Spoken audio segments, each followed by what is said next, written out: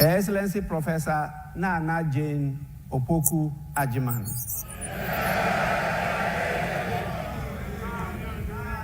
We have the Chief Justice, Her Ladyship Gertrude Tokonu.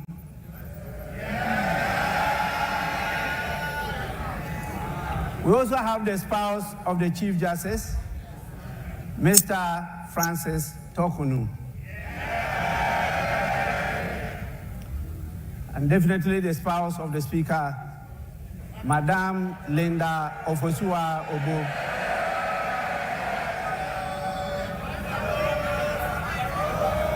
We have the Chief of Staff, Honorable Julius Debra.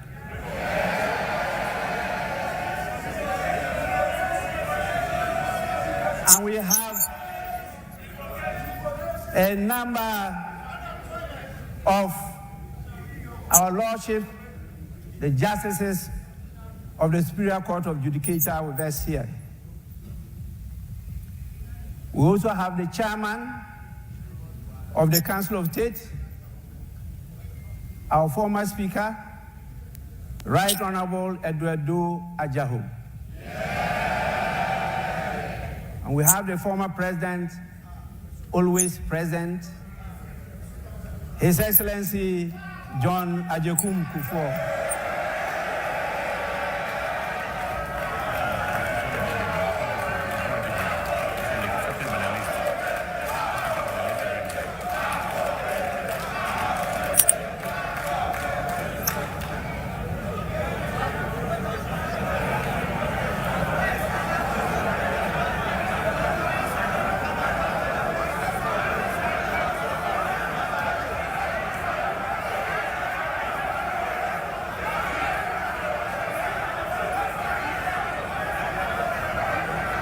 Honorable members, order, order, order.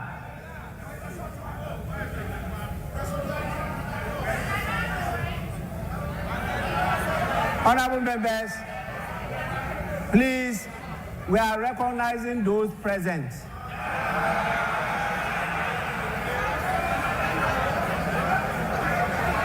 Honorable members, we also have the former First Lady, the evergreen, ever-present, Her Excellency Nana Konadu Agyeman-Rawlings.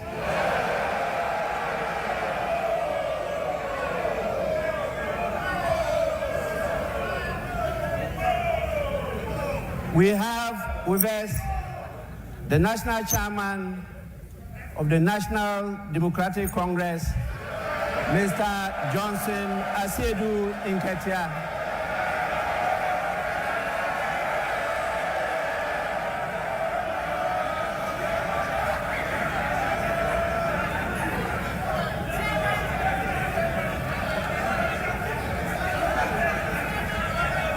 We also have the National Chairman of the new Patriotic Party, Mr. Stephen Ayensu Intim.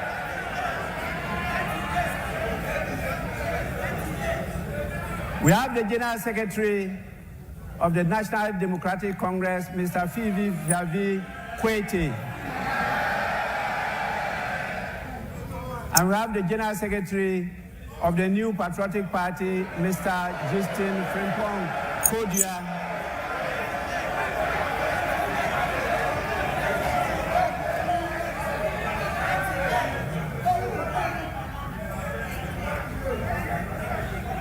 We have, as usual,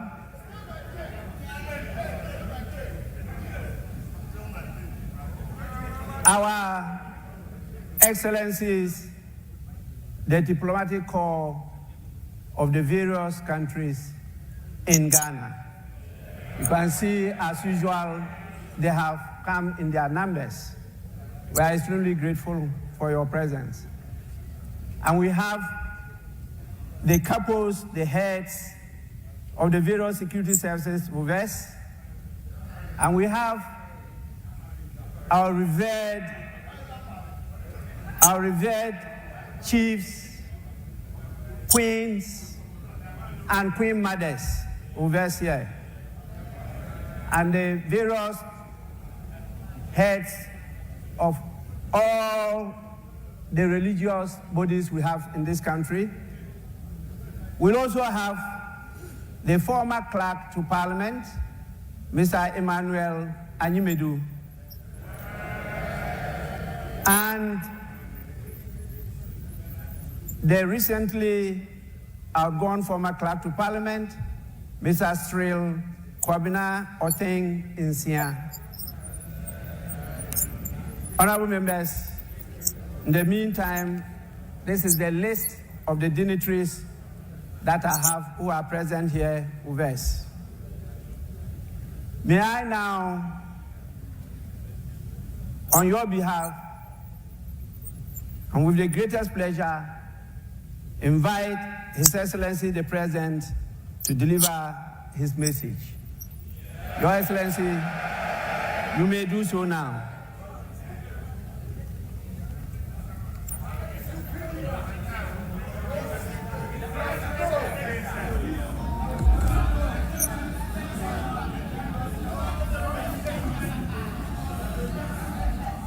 Thank you very much, the Right Honorable Speaker, Your Excellency the Vice President, Your Excellency the spouse of the President, Your Ladyship the Chief Justice, our honorable members of Parliament, honorable members of the Judiciary, distinguished leaders of our security services, Your Excellencies members of the Diplomatic Corps, our revered Nime, Name, chiefs, traditional rulers, religious leaders, the national chairmen of political parties and executives, the good people of Ghana, I wish you a very good morning.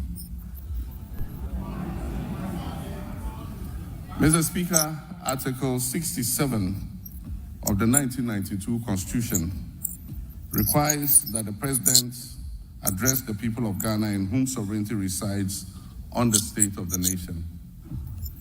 About 30 years ago, in 1996, I took my first steps in public service when I was elected to this august house as the Member of Parliament for the Bole Bamboy constituency. For 12 memorable years, I forged many enduring friendships and alliances while working with colleagues from both sides of the House to shape Ghana's legislative agenda and advance the development of our beloved country, Ghana.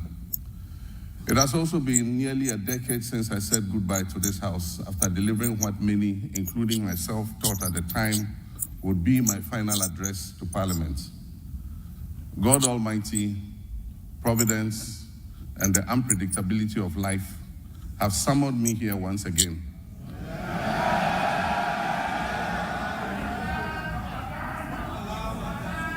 On the back of a historic electoral mandate from the people of Ghana to deliver a message on the state of the nation.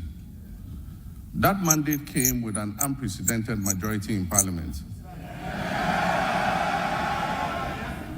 And here I am once again to deliver a message on the state of the nation. Mr. Speaker, I wish to convey my heartfelt gratitude to Parliament for the prompt vetting and approval of my nominees for ministerial positions. This efficiency is unmatched in the history of the Fourth Republic, demonstrating the strides we can make when we come together in our dedication to serve the people of our great country. I believe that a similar dispatch will be applied to the approval process for my deputy ministerial nominees. This will enable them to promptly assume office and assist their ministers in delivering our noble vision of resetting our dear nation. In making the nominations and considering the numbers involved, I considered the long expressed sentiment of the Ghanaian people about the sheer size of previous administrations and their associated cost implications. I trust that this significant reduction to 60 ministers and deputy ministers, including regional ministers, will set the stage for further reductions in the size of future governments. With the inauguration of the Council of State, we can begin appointing the staff of the presidency. I intend to significantly reduce the number of staff compared to what existed under previous administrations. All this is aimed at leading by example in cutting down government expenditure and reducing the budget deficit. Let me begin, Mr. Speaker, by invoking the timeless words of the hymnist John Oatman Jr., who encourages us to count our blessings and name them one by one. Yes, we're a nation troubled on many fronts.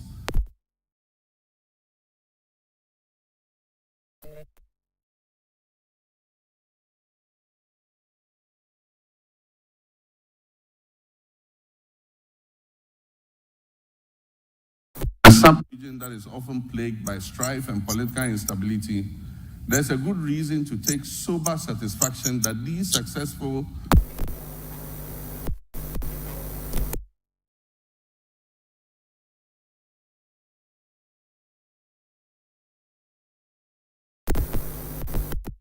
This was preceded a month earlier by a watershed election that promised to revive our nation's fortunes and give us a new lease of life.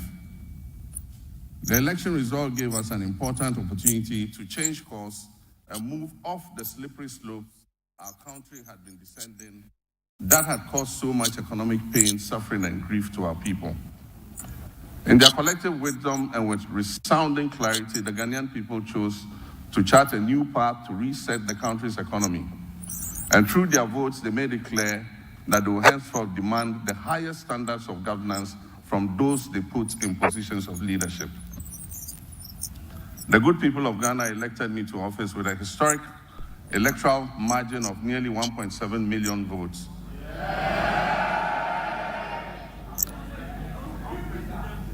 Separating me from my next opponent, giving Ghanaians the first female vice president, Professor Nana Jane Opoku-Agyeman. For the National Democratic Congress, NDC, that resounding victory is a selfless call to duty.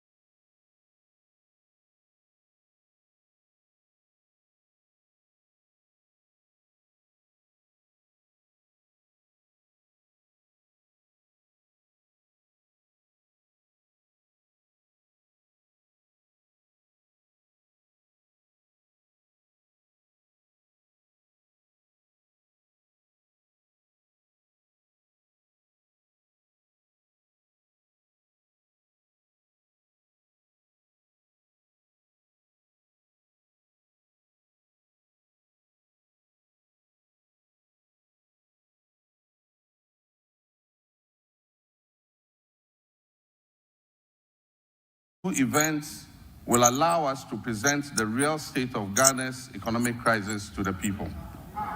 Mr. Speaker, it is not my style to lament and shift blame when confronted with challenges.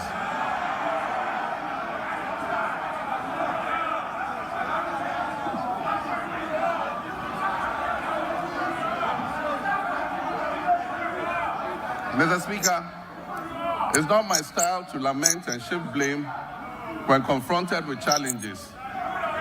My approach is to accept challenges and work hard to resolve them. Indeed, this is precisely what the people of Ghana elected me to do. I have therefore not come here to lament on the state of our country, though there's much to lament about. I understand why I was elected with such high voter confidence, and that is to solve Ghana's problems. With your permission, Mr. Speaker, and within the constraints of time, I'll take the liberty to elaborate on how we intend to address the numerous challenges facing us as a nation. Yesterday, February 26, 2025, marks exactly 10 years since I stood in this chamber, at this very spot, to declare my determination to fix Dumso, a legacy problem of power shortages. And Mr. Speaker, I fixed it. Yes. I promised to fix it, and I did. And I wish to place firmly on record that from January 2016 until I handed over the administration of this country on January 7, 2017, there was no power rationing or load management in Ghana. Mr. Speaker, today, inspired by the Almighty God and propelled by the massive mandate given to me by the good people of Ghana, I am moved to make a similar purposeful and bold declaration that I, John Dramani Mahama, I will fix the economic crisis confronting our country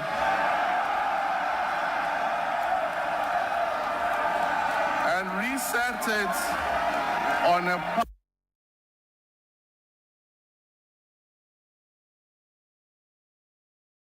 path of growth and prosperity.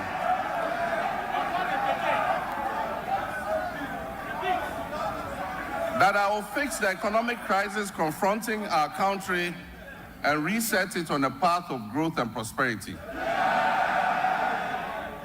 My government, working with you and with our people's support. When I decided to run for president again, I did so because of what I knew about the state of our country. I was aware that huge problems awaited me upon assumption of office, but nothing could prepare anyone for the reality of the depths to which our economy and our governance had sunk. Our elders say that a frog's true length can be ascertained only after it has died. Apotrowa ni ehune tenten. And how right they were. It is common knowledge that our economy is in dire straits, which is putting it mildly, because an initial assessment of the books we have discovered, after initial assessment of the books, we have discovered that our economic problems are much deeper than was previously known. We have inherited a country that is broken on many fronts. The profundities of the challenges confronting us are staggering. We are saddled with staggering debts and glaring signs of almost deliberate and, in some cases, reckless mismanagement of our resources. Mr. Speaker, value against the dollar in 2024.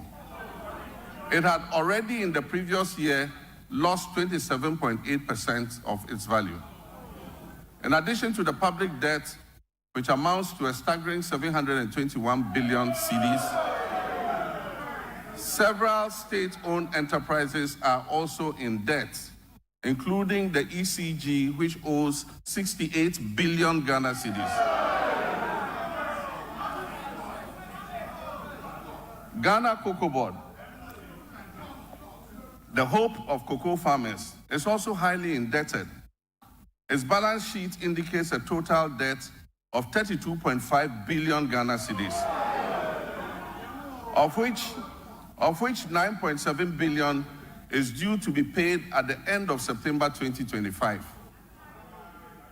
In 2023-2024 crop season, Cocoa Board was unable to supply 333,767 metric tons of cocoa, which it had sold at $2,600 per ton. As a result, the then management of Cocoa Board rolled over these contracts into the 2024-2025 season.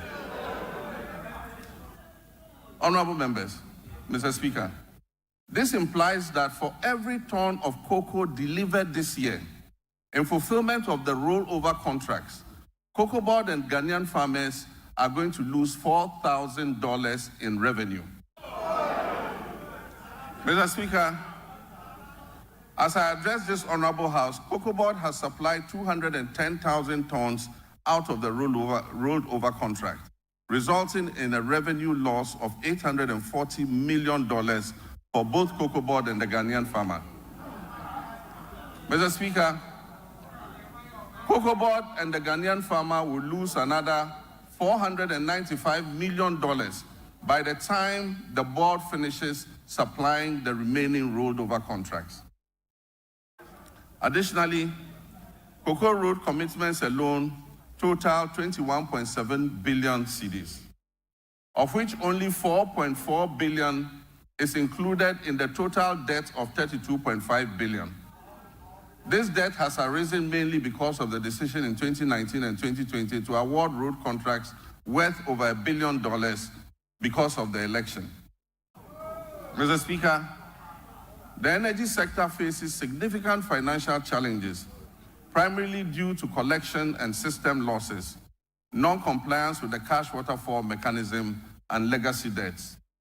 The financing shortfall has risen considerably to approximately $2.2 billion, or 34 billion Ghana cedis for 2025. And urgent measures will be needed to reduce it to sustainable levels and ultimately eliminate it. The financial sector continues to struggle despite the reportedly spending of 29.9 billion on the financial sector cleanup exercise up to date. Scant reserves were also left for debt servicing, despite implementing what may be considered the most severe and distressing economic policy in the annals of the Fourth Republic, if not in the entirety of our nation's history. And I'm referring to the domestic debt exchange program. This is in stark contrast to our actions in 2017 before we left office, when we allocated $250 million to the sinking fund handed over to the incoming government to service debts, Ghana's debts. There have been claims that buffers were left for debt repayments, oncoming debt repayment this year. Mr. Speaker, honorable members, let me give you the statement of account for the debt service reserve account, which is also popularly referred to as the sinking fund. This fund shows a balance of only $64,000 in the dollar account, $64,000 in the dollar account, and 143 million Ghana cedis in the CD account. The repercussions of the accumulation of debt and economic mismanagement will require extensive work and sacrifice to repair. In the next 4 years, to put things in context for you, Mr. Speaker, in the next 4 years, our debt servicing will amount to 280 billion cedis. And this comprises of 150 billion for domestic debt and 130 billion in external debt servicing. Our catastrophic debt position has also severely impacted infrastructural projects that should have been completed. Currently, there are 55 stalled projects due to the default of debt and subsequent restructuring, with a total value of $2.95 billion not disbursed. The stalling of these projects is expected to result in a cost overrun of about 15 billion cedis. Mr. Speaker, notwithstanding this gloomy background, I remain committed to leading this government and taking every necessary step to reset our economy, getting things back on track, and working with the good people of our country to build the Ghana we want.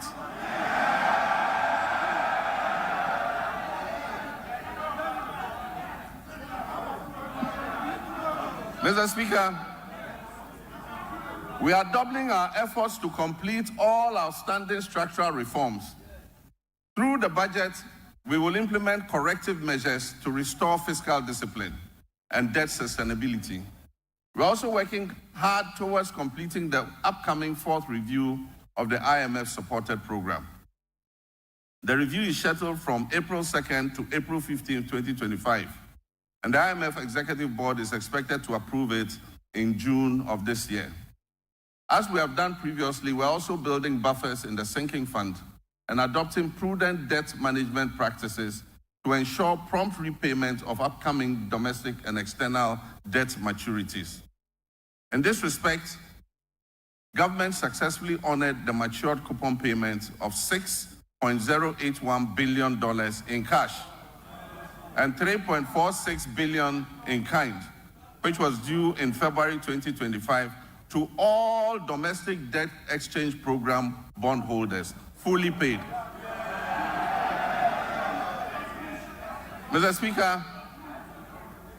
Speaker, the good news is that we have also built additional buffers in the sinking fund to honor the maturing bonds that are due in July and August. And so bondholders can rest assured that they will be paid to the last peswa, whatever is owed them. With the transparent and prudent measures we have implemented since taking over the administration of this country, I urge my countrymen and women, business owners, and foreign investors to trust our competence in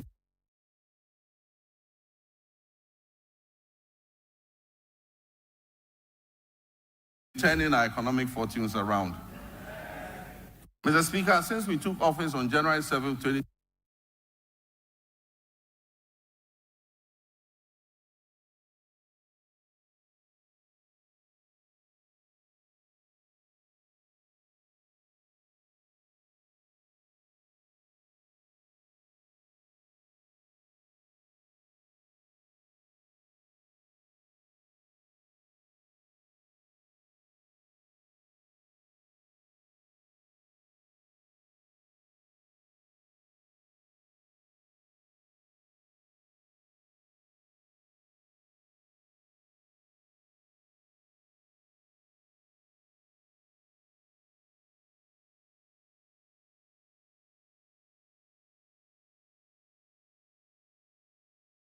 Speaker, since we took office on January 7, 2020,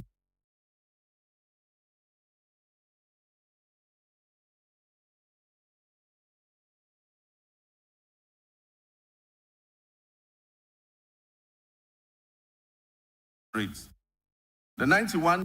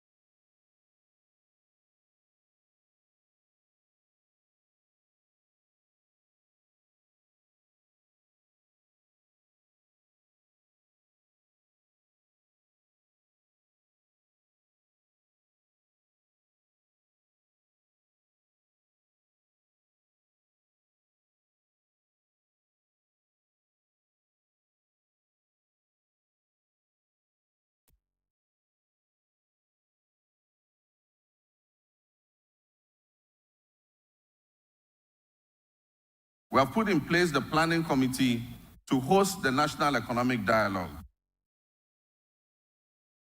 This dialogue is expected to discuss the state of the economy and reach a consensus on the key policies needed to address the devastating economic crisis confronting us. It will support the development of a homegrown fiscal consolidation program, and it will highlight key structural reforms and policy priorities essential for resetting the economy and creating prosperity for all our people. I believe there's absolute wisdom in what our elders say, that two heads are better than one. Tikro and Kwejina.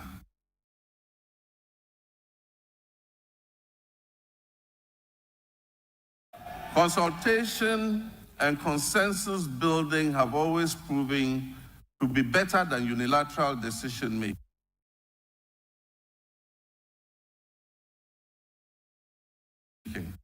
It is my hope, therefore, that our colleagues on the other side of the divide will display love of country and participate in this national dialogue, unlike the boycott of the... I I humbly choose a different path of accommodation and cooperation with all stakeholders. We will continuously engage on important issues so that together, as a nation, we can reset our country and focus on sustainable development. Mr. Speaker, honorable members, together we shall build the Ghana we all want. Mr. Speaker, my administration inherited an energy sector on the brink of collapse. It was weighed down by unsustainable debt. This unfortunate situation has led to many independent power producers and fuel suppliers threatening to cease their operations. Mr. Speaker, listen to this. Despite collecting over 45 billion cedis in energy sector levies, ESLA, over the last 8 years, the outgone administration has left the Ghanaian people with an energy sector burdened with a staggering debt of 70 billion cedis as of December 2024. It is of deep concern that several state-owned enterprises in the energy sector are struggling to stay afloat, and unless urgent interventions are made, many of them will go under. Financial distress in the energy sector remains a significant obstacle to delivering consistent and affordable electricity to Ghanaians, and it poses an existential threat to our economy in general. Compounding these challenges, critical maintenance activities such as the scheduled pigging of the West African gas pipeline, WAPCO, were postponed from 2024 to 2025 without sufficient contingency measures for alternative fuel supply. As a result, my administration has had to swiftly mobilize resources to secure emergency fuel supplies to ensure that electricity generation continues despite the closure of the West African gas pipeline. I've been informed that the pigging exercise will be completed in the first week of March, and once again, additional gas will flow from Nigeria. We are anticipating a marked improvement in the power situation once this begins. While the current state of our energy sector poses grave concerns, we must remain resolute in our commitment to restoring stability. I've directed the Minister for Energy and Green Transitions to implement far-reaching reforms, including enforcing a single revenue collection account, strictly adhering to the cash waterfall mechanism, and eliminating all wasteful expenditures by the state utility. Mr. Minister, Mr. President, Mr. Speaker, following my directive, Mr. Speaker, following my directive, the Minister has set up an advisory committee to guide the participation of the private sector in metering and billing in order to improve efficiency in revenue collection and also reduce the high commercial and technical losses that are threatening to drown the state-owned utility company. A pilot partnership between ECG and Enclave Power has proved highly successful and provides us with a workable framework. ECG provides bulk supply of power to Enclave Power Limited. This is an organization in Ghana. Enclave Power provides meters and bills to all companies operating in the free zones enclave, with 99% revenue collection and nearly 100% uptime in power supply. This is being done here in Ghana. We can use it to cover the rest of the nation to ensure that we get revenue compliance and be able to bring down tariffs for our people. Mr. Speaker, I'm still getting used to being president, that's why I said Mr. President. Mr. Speaker, reduction in commercial and technical losses will lead to affordable tariffs for everyone and will bring relief to all users of electric power. We also aim in the medium term to achieve 100% gas utilization for power production and to eliminate completely the use of crude oil and fossil fuels.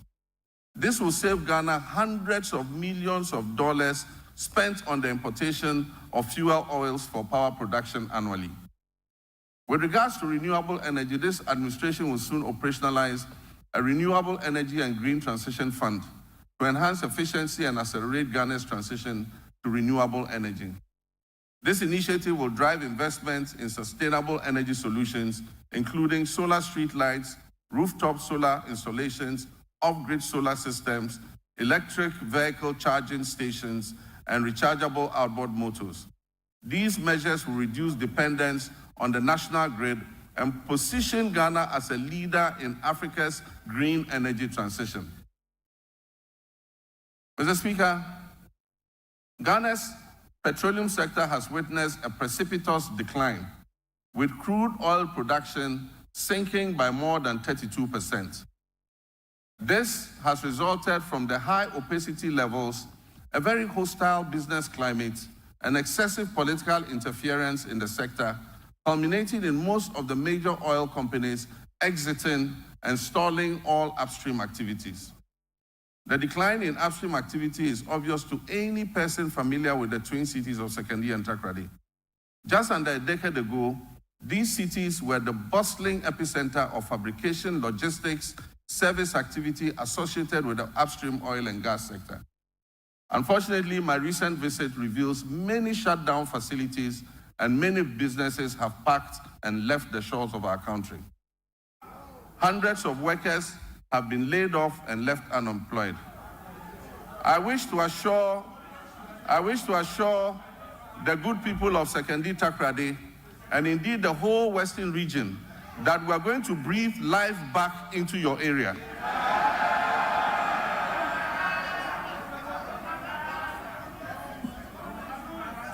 Mr. Speaker, we have already commenced revitalization of our upstream petroleum sector by creating a business-friendly and congenial environment for our partners and other prospective investors who wish to come in.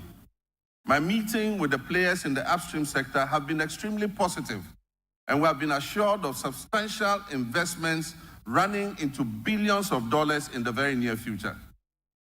Mr. Speaker, the Minister of Energy and Green Transitions gave the directive for the removal of the unitization based on the arbitration that took place. We believe that this will open the way for an amicable resolution of the issues between Springfield and ENI. And this should make our oil and gas prospects more attractive to investments going forward. Mr. Speaker, Ghana has fertile lands, abundant water, and human resources. Yet we face a paradox. Our food import bill continues to soar, reaching alarming levels of over $2 billion annually. In addition, rising food inflation is burdening households and threatening livelihoods. To address this, we're implementing several well-considered policies to grow the agricultural sector, including agro-processing. This will be backed by reliable power supply to meet our country's needs while advancing exports to earn foreign exchange and strengthen our economy. Mr. Speaker, the Agriculture for Economic Transformation Agenda, AETA for short, will modernize agriculture, enhance agribusiness, ensure food security, it will lower food inflation, it will boost exports, and create sustainable jobs. The Feed Ghana program will increase food production and reduce prices through projects like the Grain Development Project, focusing on rice, maize, and soya bean production. The Vegetable Development Project will target crops such as tomatoes, onions, and pepper. Our Poultry Farm to Table project will eliminate poultry imports and increase local production. Ghana imports 95% of its poultry needs, which costs over $300 million annually. To reverse this trend, government plans to revamp the poultry sector by investing in hatcheries, feed mills, processing, and distribution, working towards eliminating poultry imports. And this is a good one. The Kencity project.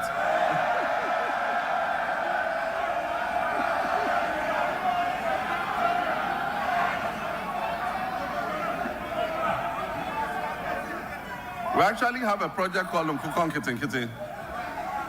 The Kencity project will cover 55,000 households.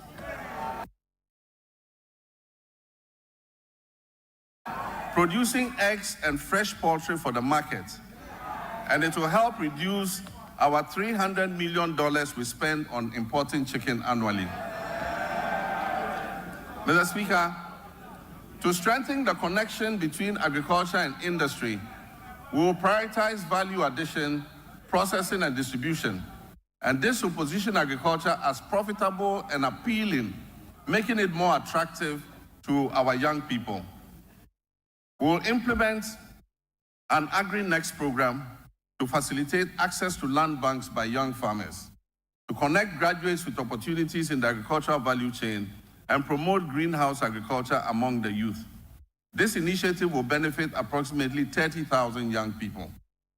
Mr. Speaker, the Livestock Development Project will also address Ghana's reliance on imported meats by restocking breeding farms and increasing local livestock production, thereby creating jobs and boosting self-sufficiency. For years, access to mechanization, quality seeds, fertilizer, and extension services has been a major challenge to our farmers. To address this, government will establish our flagship farmers service centers in every agricultural district, ensuring that farmers receive essential mechanization services and resources to improve their productivity and efficiency. Mr. Speaker, also in the fisheries sector, we implement strategic interventions to enhance productivity and sustainability. Key among these initiatives is the continued enforcement of measures to curb illegal, unreported, and unregulated fishing, which threaten our marine biodiversity and the livelihoods of our hard-working fisherfolk. We have intensified surveillance and monitoring operations, bolstered by the deployment of modern technology and strengthened collaboration with our key stakeholders. In the last month, we have expanded the supply of subsidized premixed fuel to support artisanal and industrial fishers, ensuring affordability and availability. We'll also invest further in modern fish landing sites and cold storage facilities to improve post-harvest handling and thereby reduce losses and enhance the quality of our fish products. Aquaculture development is a key focus of our administration. We'll provide financial and technical support, especially to young fish farmers, increasing fish production and reducing our dependence on fish imports. To increase the value addition in this sector, we'll encourage the establishment of fish processing facilities, create more jobs, and boost exports. Our commitment to supporting women in the fisheries sector remains steadfast as we implement the programs to empower female fish processors and traders with financial capital and capacity building initiatives. While we work hard to fix the economy and provide jobs in all sectors, including agribusiness, one of the biggest crises we face in this country is youth unemployment. Youth unemployment has led to despair and frustration. The latest estimates show that up to 2 million of our young people are unemployed. This poses a major security risk for our country and requires urgent attention. To bring much-needed focus to the desperate and widely scattered youth employment programs and to ensure stricter accountability in their implementation, I have set up the Ministry for Youth Development and Empowerment in furtherance to the promise I made in the campaign. This ministry, that is the Ministry for Youth Development and Empowerment, is mandated to formulate, coordinate, and monitor policies and programs to promote youth development and empowerment in this country. Mr. Speaker, as part of our Operation Recover All the Loot policy,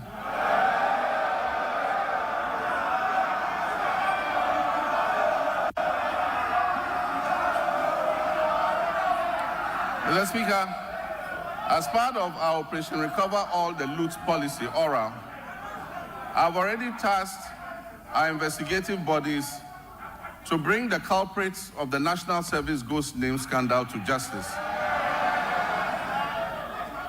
Such brazen theft of public funds must not go unpunished. It is estimated that the criminal addition of some more than 80,000 ghost names could have yielded the suspects over 50 million Ghana cedis every month. Unfortunately, some of these suspects are believed to have absconded from the country already. I have directed that they be declared wanted and their assets traced and frozen until investigations are completed. To achieve a legally robust regime to govern national service, I've also tasked the Minister for Youth Development and Empowerment to coordinate and present to Parliament a legislative instrument to support the implementation of the newly passed National Service Authority Act 2020. The administration of scholarships is another challenge. It has been fraught with a lot of challenges. The poor who genuinely need scholarships are unable to access them because the rich and wealthy always crowd them out. To fulfill our government's vision of promoting transparency, equity, and sustainability in the scholarship scheme, we shall streamline the award process to ensure that not only deserving youth benefit from the system, deserving youth benefit from the system. We shall introduce increased transparency, including publishing the list of beneficiaries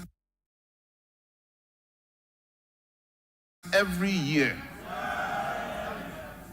Mr. Speaker, job creation is one of our main pillars, and it was one of the major promises we made to the youth of Ghana. To help actualize this promise, we're going to roll out what we call the Ejumawura program. This initiative will create, track, and mentor young businesses annually with a special focus on our youth. For the first phase, the top 2,000 implementable business proposals will be supported with business development training, mentorship, access to startup capital, marketing, and networking to operationalize their innovations and business ideas. We will also launch our flagship National Apprenticeship Program to equip at least 10,000 young people in the informal sector with employable skills, including providing apprenticeship fees and startup kits when they have completed. The Youth Development and the Interior Ministries will facilitate the training of our young people in the Okada business. In areas such as road safety regulations, financial literacy, and digital skills, as well as facilitating the acquisition of motorbikes. We will introduce electric motorcycles on a hire purchase scheme to eliminate the use of petrol and make their businesses more profitable. Mr. Speaker, Her Excellency the Vice President's Empowerment for Women and People with Disabilities program will also be launched this year. The program will target women and people with disabilities and other vulnerable groups to build their capacity and offer them access to finance to create their own jobs. Mr. Speaker, the Ministry of Communications, Digital Technology and Innovations will also focus on developing youth IT skills and fostering innovation. Under the 1 Million Coders program, young people receive training in coding, web app development, digital marketing, and other digital skills. This initiative aims to equip them with the necessary skills for employability in the digital ecosystem. We must provide meaningful and relevant education to prepare our youth for today's technology-driven job market. Despite various reforms, issues related to low-earning incomes persist within Ghana's educational system. I'm committed to ensuring that quality education remains a top priority.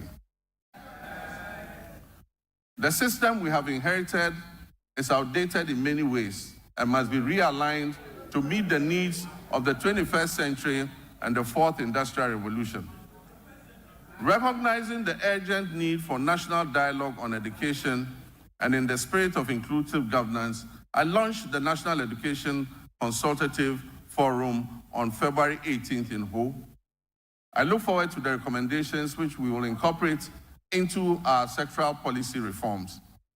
Mr. Speaker, even though Article 38 of the Constitution guarantees equitable access to education across Ghana, 30 years after the Free Compulsory Universal Basic Education FQ program was implemented, its full objectives remain unmet. To tackle this issue, government will redefine the scope of basic education and introduce the Zero to Hero initiative to enhance foundational literacy and numeracy. Additionally, ICT training will be integrated into early childhood education at the basic level. Over the next 3 years, it will be expanded to cover at least 300 classrooms, 30 centers of excellence, 1,000 teachers and district teacher support teams focusing on the teaching of mathematics and literacy. This year, the Ministry of Education will fully implement a new curriculum for senior high technical schools and STEM schools, introduce a standardized national sign language for hearing impaired learners from kindergarten to SHS, and review the kindergarten and primary school curriculums. To increase access to quality education, we will scale up our social intervention programs like the capitation grants, the feeding grants for special schools, and the government's BECE registration initiative.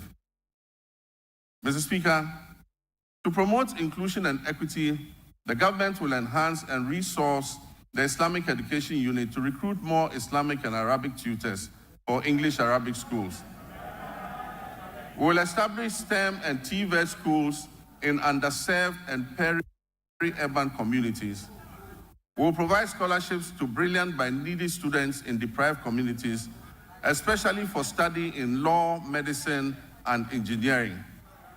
We will support Islamic colleges of education with infrastructure and logistics, and will enroll youth in Zongo and deprived urban communities in the National Apprentice Program and offer free technical and vocational training. Mr. Speaker, it is important to continue to retain and motivate our teachers in all schools, especially in the rural areas. Government will begin plans for the implementation of the 20% allowance for teachers who agree to serve in rural schools. District assemblies are going to be involved in this scheme to ensure that the teachers are present and teaching in the schools that are selected. This scheme will reward such teachers for their sacrifices and ensure quality education nationwide, not only in urban centers. Mr. Speaker, as part of our Teacher Dabre initiative, the construction of teacher accommodation units to improve welfare and attract teachers to rural areas will commence this year. Mr. Speaker, no new school will be built in this country without teachers' accommodation. Mr. Speaker, honorable members, once again for emphasis and for the record, I, John Dramani Mahama, President of the Republic of Ghana, will not cancel the free SHS program.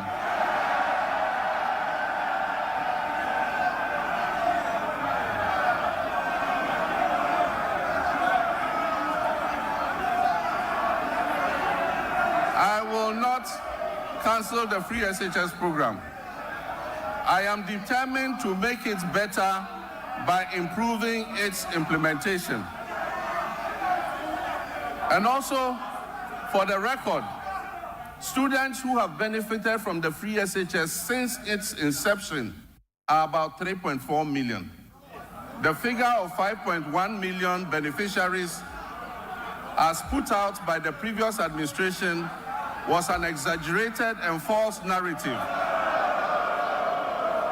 calculated to achieve political credit.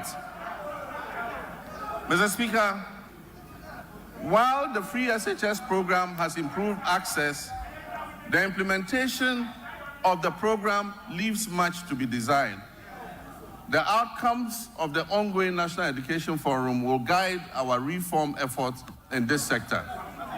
Mr. Speaker, in line with our promise, the Minister for Education has announced the restoration of Parent-Teacher Associations, PTAs, in the running of schools.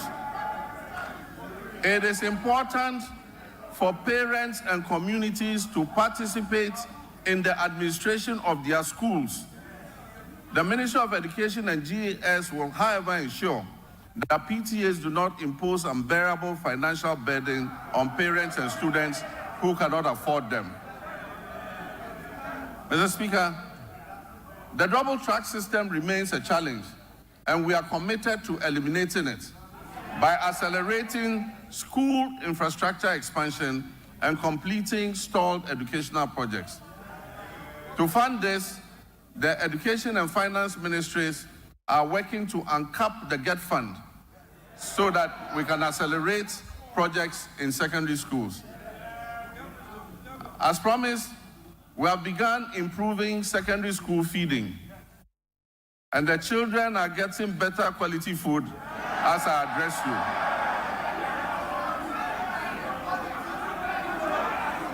Mr. Speaker, efforts to decentralize school feeding and food management include strengthening procurement and store management records capacity. Once completed, food procurement and management will be fully handed over to the secondary schools to do their own food procurement. Mr. Speaker, science, technology, engineering, and mathematics are central to national development, STEM. We'll therefore expand STEM programs at all levels to equip all students for the global economy. We don't believe in building single standalone STEM schools. We believe that STEM must be part of the curriculum of every secondary school. Mr. Speaker, regional TVET centers of excellence will be established to provide practical skills. Every region will get a TVET center of excellence to expand technical and vocational education training. Mr. Speaker, honorable members, Ghana has consistently missed its gross tertiary enrollment targets, with a rate below 22%, far from the 40% goal that has been set by 2030. Despite over 460,000 secondary graduates coming out annually, 55% qualify for tertiary education, and only 35%, 161,000 of the 460,000 enroll in tertiary education, leaving over 300,000 without access. To address this, government is introducing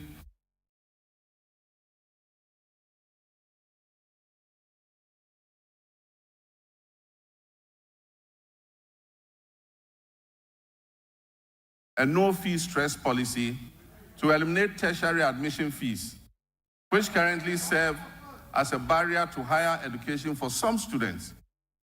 This will be supported by an enhanced student loan scheme, which is called the Student Loan Plus. The no-fee policy will also cover all persons with disabilities. And for emphasis, persons with disabilities will pay no fees for tertiary education throughout their study. And so PWDs who gain admission to tertiary institutions will pay no fees. Additionally, TVET enrollment will be increased from 11% to 20% to boost employment. Mr. Speaker, rising enrollment has strained university infrastructure, causing overcrowding and inadequate accommodation. We are determined to expand access, improve quality, and align tertiary education with national goals, particularly in STEM. Feasibility studies for new public universities or campuses of existing universities to be established in the 6 new regions will commence this year. Seed funding for these projects will come from the GET Fund in order to enhance access. Government will this year engage with the existing public universities to identify suitable sites on their campuses, acquired lands, for the implementation of the private sector participation in the provision of hostels project. This is a partnership between government, the universities, and private investors to expand hostel capacity on their campuses. This will allow more students to be accommodated on the campuses to allow for a better learning environment. Mr. Speaker, academic freedom will be upheld. We will not interfere in the administration of our tertiary universities. And our hope is that the institutions will ensure good governance in their administrative practices. Mr. Speaker, next, our health sector faces significant challenges that jeopardize the very foundation of affordable health care. The Ministry of Health has a total liability of nearly 15 billion cedis when co-financing obligations, judgment debts, and payments to clear medical commodities at the ports are all put together. The last major hospital equipment replacement program was undertaken in 2014 when I was president. Since then, most hospital equipment in the Ghana Health Service facilities have deteriorated or broken down. Mr. Speaker, the Agenda 111 program, which was started as a knee-jerk reaction during the COVID-19 pandemic, when the Ghanaian public had begun to appreciate the significant investments that the previous NDC administration had made in healthcare facilities, and began to lament the many hospital projects that had stalled under the previous administration, a promise was made to build 111 hospitals. Mr. Speaker, I'm sad to note that there is no dedicated funding source for such a gargantuan project. There is no dedicated funding source for this gargantuan project. Mr. Speaker, for the record, as I speak, not a single Agenda 111 hospital is operational. In any part of Ghana, I challenge you, not one is operational. Mr. Speaker, and it is worth disclosing that $400 million has already been disbursed under the Agenda 111 project. Mr. Speaker, at a rate of approximately $80 million per hospital, this $400 million spent could have completed and made operational at least 22 of those hospitals. Mr. Speaker,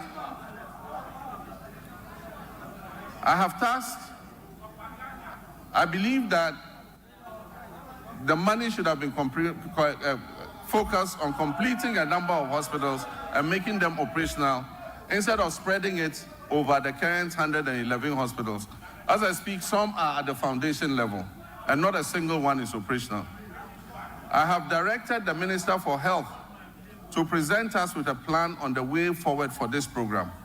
And let me add that we are open to public-private partnerships and franchising to complete and operationalize these hospitals.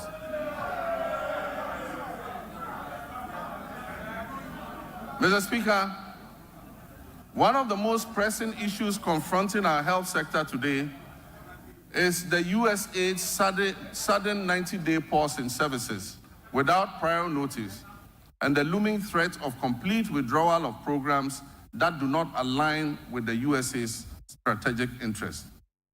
Programs that will be affected include the delivery of medical commodities to regional medical stores and health facilities in the Upper West, Upper East, Northern, and Savannah regions.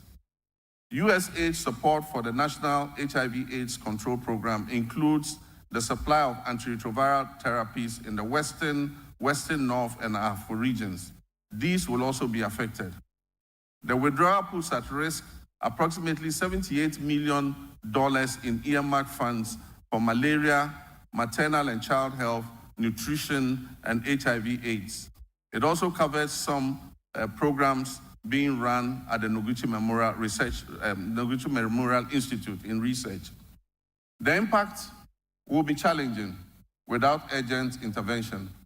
I've therefore directed the Minister of Finance to make immediate financial arrangements to mitigate this loss. And I expect that this will be reflected in his budget, which will be presented to this House next month on March 11th. Working with the NHIA will revive the Unauthorized mobile healthcare vans. These vans will provide OPD, ophthalmology, dental, ENT, cancer screening and care in the remote and most vulnerable communities in our country. An earlier attempt to provide mobile health facilities was abandoned after the change of government in 2017. Mr. Speaker, public health experts are grappling with the conundrum of new diseases and re-emergence of old diseases. The unpredictable nature of disease outbreak suggests we must make our health systems more resilient to shocks. Since October last year, Ghana has faced a severe cholera outbreak. As of February 17, 2025, I'm sad to report that 6,300 suspected cases, 545 of these cases were confirmed to be cholera, and unfortunately, we lost 49 of our compatriots. The outbreak has affected 118 districts across the Greater Accra, Central, Western Ashanti, and Eastern regions. To control the situation, we have launched an aggressive vaccination and public education campaign, among other interventions. Mr. Speaker, sanitation within the context of infectious disease outbreaks, personal hygiene, and environmental sanitation must be a major priority for us. Our cities and towns must be made cleaner than what we currently have. We commit to right the wrongs and keep our cities and communities clean through appropriate investment, supervision, and performance tracking in the sanitation sector. Mr. Speaker, as I speak, the Upper West region is facing a severe meningitis outbreak. And I know, Mr. Speaker, you have made an important contribution to ameliorate the situation in your region, and I commend you for that. As of February 17, 2025, 135 suspected cases of meningitis were reported. 22 of those cases were confirmed, and unfortunately, 16 deaths have been reported across 10 districts. We've instituted free treatment for affected persons and deployed a strong national team of health experts to encourage early reporting to health facilities of suspected meningitis. Mr. Speaker, as outlined in the 2024 manifesto of the NDC, my administration is actively developing the framework for the rollout of the free primary health care program.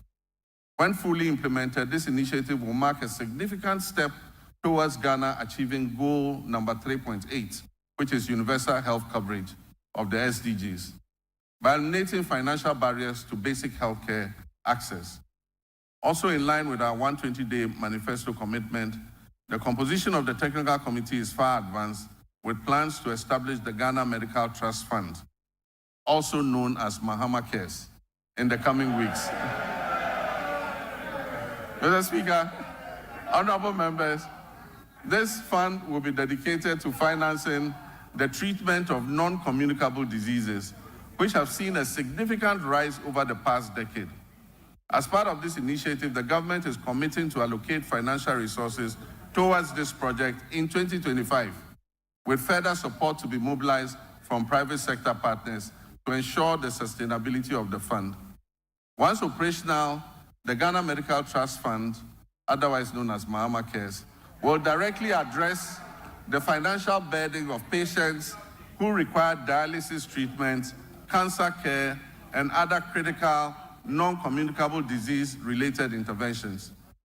Together, the free primary health care, which will focus on early detection and prevention and treatment, and the Ghana Medical Trust Fund program, which will focus on relieving the financial burden of treating non-communicable diseases, will help to revolutionize Ghana's healthcare system by improving healthcare accessibility and outcomes and enhancing productivity and well-being across the country. Mr. Speaker, Ghana will become the pharmaceutical manufacturing hub of West Africa. And my previous record in government speaks for itself. When I injected funds into Ghanaian-owned pharmaceutical companies to expand their production capacities. Mr. Speaker, as this exciting phase unfolds under the 24-hour economy initiative, we must strengthen every aspect of our pharmaceutical industry. And this includes the Food and Drugs Authority and the Customs and Security agencies in order to avert the use of fake drugs and the importation of illicit drugs into our country. We await thorough and unbiased investigation into the alleged opioid pill importation into Ghana and other West African countries. The outcome will be shared, and I can assure you necessary action will be taken. Mr. Speaker, as a social democrat, I'm resolutely committed to eradicating all forms of discrimination in our society. Our vision is to foster fairness and cultivate an inclusive environment where everyone can engage fully and equally in social, economic, and political life. With my Vice President, the history-making Professor Nana Jane Opoku-Agyeman, we will engage with all stakeholders, including our development partners and civil society organizations, to prioritize gender equality, equity, and social justice. We will establish strong social protection mechanisms and enhance legal safeguards for women, girls, and other vulnerable groups. Our initiative would include enacting comprehensive laws and policies designed to dismantle harmful social norms, to enhance access to crucial resources and opportunities, particularly for young women, and reduce overall vulnerability within our society. Mr. Speaker, I'd like to take a moment to commend you and this House for your unwavering support and guidance, which were instrumental in passing the Affirmative Action Act of 2024, Act 1121, during the 8th Parliament of the 4th Republic. My government is dedicated to successfully implementing this act to ensure gender equity across the political, social, economic, educational, and cultural spheres. The Ministry of Gender, Children, and Social Protection is actively collaborating with relevant stakeholders to guarantee that this act is fully operational, including attaining the 30% target quota for women in political appointments. I'm pleased to report that women currently make up 23.21% of all appointments, and we are diligently working towards reaching the targets set forth in Act 1121. I'm, however, concerned about achieving gender balance, especially at the local government level. Very few women have mustered the courage to apply for the positions of metropolitan, municipal, and district chief executives. And unfortunately, the few who have courageously applied have been edged out on very flimsy and parochial grounds. It is my hope that the National Constitution Review Conference will clear a pathway for the election of DCEs. The Gender Ministry will then be obliged to encourage and support more women to apply and stand for these elective positions. In our pursuit of empowering women, Mr. Speaker, we'll establish the Women's Development Bank. This will be a specialized financial institution designed to support businesses owned and led by women through the provision of low-interest loans and tailored financial services offered under very flexible terms. Consultative processes are underway to ensure the successful launch of this bank. And as part of our 120-day social contract, the Minister for Finance is going to allocate initial funding for the Women's Development Bank in the upcoming budget that will be presented to this House. Mr. Speaker, we're also implementing measures to expand the Livelihood Empowerment Against Poverty program under our Big Leap initiative. As we work towards completing the Ghana National Household Data Census by this year, 2025, we'll reassess the status of LEAP beneficiary households to facilitate the enrollment of new beneficiaries. Mr. Speaker, we are committed to enhancing the legal framework surrounding disability rights by passing the Persons with Disability Amendment Bill. Additionally, we will introduce a legislative instrument to strengthen further the provisions of the Persons with Disability Act, Act 715 of 2006. We reiterate our commitment to ensuring that individuals with disability have access to free tertiary education and equal opportunities to pursue their academic and professional ambitions. Mr. Speaker, the government intends to ensure the implementation of legislation that enjoins public and private employers to reserve 5% of their employment for persons with disabilities. I'm aware that a private member was shepherding this bill. Government is going to support that motion in order that 5% of all employment is reserved for persons with disability.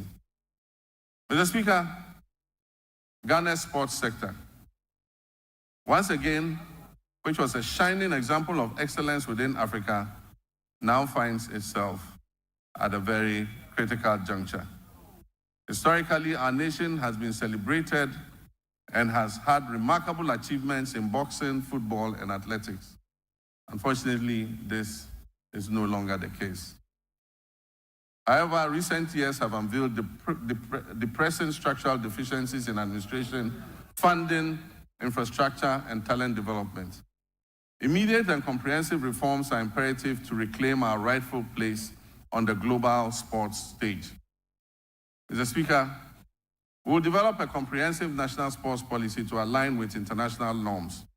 This policy will be accompanied by an exhaustive review of the Sports Act of 2016, that is Act 934, and the rigorous enforcement of the Sports Regulations 2023 LI 2477. Infrastructure development remains paramount in our strategy. The government is committed to refurbishing existing national stadia, completing youth resource centers, and constructing new sports facilities in the new regions. We'll also prioritize community recreational facilities to foster greater participation in sports at the grassroots level. Recognizing the critical role of youth development, we're implementing a significant overhaul of grassroots sports with the establishment of the School Sports Authority. This body will oversee structured inter-school competitions and talent identification initiatives essential for nurturing future sporting champions.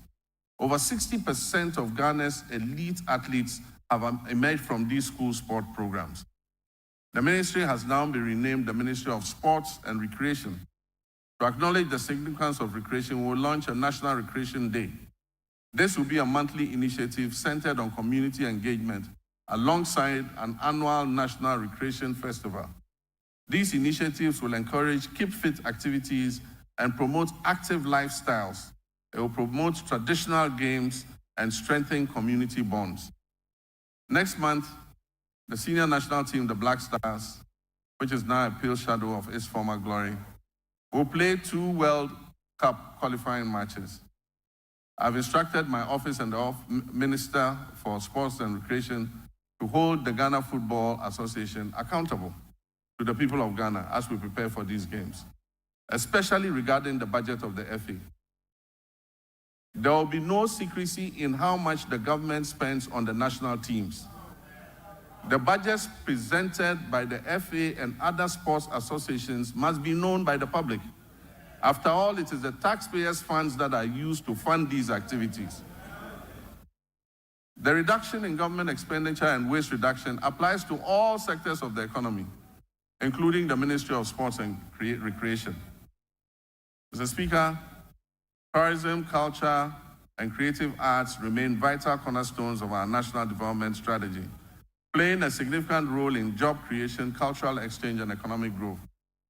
In recent years, the ministry has launched transformative initiatives to position Ghana as a premier global destination, and this is positive. These positive initiatives aim to harness the country's rich cultural heritage, natural beauty, and our dynamic creative sector. Our flagship initiative, the Black Star Experience, aims to establish Ghana as the gateway to Africa for the global diaspora, featuring thoughtfully curated cultural, historic, and creative arts experiences in collaboration with the private sector, diplomatic missions, ministries, departments, and agencies. Our aim is to position the Black Star Experience as a uniquely Ghanaian tourism brand. The Pan-African Month will be a part of the Black Star Experience. It will include street carnivals, a film week, a fashion festival, a food fair, theatrical and drama performances, concert party competitions, and monthly domestic tourism destinations. We will strategically promote meetings, incentives, conferences, and exhibition tourism to diversify our tourism offerings. Ghana's peaceful and democratic environment positions us as an attractive hub for international summits, business conventions, and high-profile gatherings. We must capitalize on this unique advantage to maximize our benefits and strengthen our reputation as the country that is closest to the center of the world. We're also committed to revitalizing the Accra Marine Drive project, a significant urban redevelopment initiative which was designed to transform approximately 241 acres of Accra's coastline into a vibrant tourism and economic hub. Although the cabinet approval for this vital project was achieved during my presidency in 2016, progress has stalled. We will reassess the work completed and take decisive action to bring this all-important project back on track. We will develop the Osu Castle, the former seat of government, and the area around it as a tourist attraction. It will have a pedestrian precinct with arts and craft markets, jewelry and gold markets. This approximate 22-acre land will become a destination for tourism. Mr. Speaker, our road network is the cornerstone of our nation's infrastructure, facilitating over 90% of the transportation of goods and services across this country. This vital network is critical in supporting agricultural growth by linking farmers to markets, lowering transportation costs, and ensuring quicker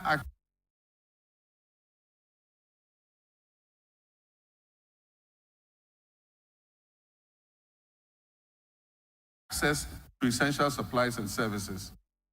The resulting interconnected benefits foster a vibrant economy and enhance the livelihood of countless of our citizens. Mr. Speaker, while the previous government has made lofty claims about achieving unprecedented milestones in the road sector, available evidence does not support its assertion that it constructed over 13,000 kilometers of new roads in new construction projects, misleading the public about what has been achieved. The proportion of poor roads has increased, especially in urban centers, where the number of roads in disrepair surged from 46% in 2015 to almost 60% by 2021. Therefore, Mr. Speaker, our road sector is in crisis, mainly due to years of mismanagement. As many as 85% of awarded contracts in the road sector have stalled, and the contractors have stopped work due to non-payment, and most of them have packed their equipment off-site. Mr. Speaker, as of December 2024, unpaid bills owed to contractors in the sector exceeded 20 billion Ghana cedis for work that had been carried out between 2018 and 2024. For instance, the Ghana Road Fund obtained a loan of 600 million Ghana cedis in March 2018 to refinance outstanding debts and borrowed an additional 1.2 billion Ghana cedis from a syndication of banks in November 2019. Alarmingly, upon assuming office, the Ghana Road Fund still had outstanding payments, including some as low as 2,000 Ghana cedis, dating back to 2018. Current commitments for road projects that are unpaid currently stand at an astonishing 105 billion Ghana cedis.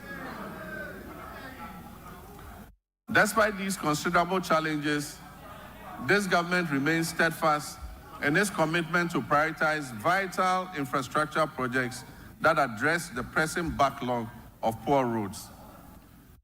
Our strategy will be anchored in executing our flagship initiative under the Big Push program. The Big Push will see major rehabilitation of many key roads in the feeder roads, urban roads, and highway sectors. We'll also undertake the following key initiatives to revitalize the road sector. We'll reintroduce tolls, road tolls, using modern technology. We'll rationalize the road sector portfolio to focus on high-impact initiatives. Mr. Speaker, we will uncap the road fund in order that it can accumulate more money to pay for road maintenance. Mr. Speaker, we will minimize sole source procurement to encourage competition, competitive bidding, and enhance public transparency in the procurement processes. Mr. Speaker, the drip equipment, which was acquired at the last moment as a knee-jerk reaction for electioneering purposes,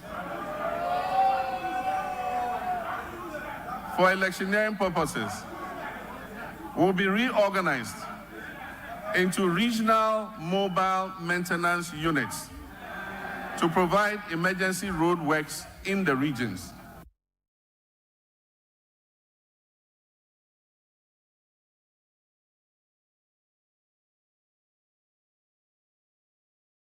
Mr. Speaker, I've realigned the Ministry of Transport to oversee 4 modes of transportation: aviation, maritime, inland water transport, road transport, and railways. The government will commission a feasibility study to develop coastal water transport services. This initiative aims to promote alternative modes of transport and ensure their integration into our existing systems under the National Transport Policy. It also aims to enhance tourism, reduce road traffic, and mitigate environmental pollution. Motorcycles and tricycles, safe and cost LI 2180, prohibits licensing motorcycles and tricycles for fare-paying passengers. As part of our government policy, the ministry will amend the regulatory framework to regularize the use of motorcycles and tricycles for commercial passenger transport. In our ongoing effort to revitalize the whole airport, the government will facilitate the establishment of the state-of-the-art pilot training academy and a maintenance, repair, and overhaul facility. The Volta region will become a center of excellence for aviation training and aircraft maintenance. This project will create significant employment opportunities. It will stimulate economic growth and bolster tourism in Ho and the surrounding communities. I have directed the airport company to release 10 acres of land at the Ho airport for this purpose.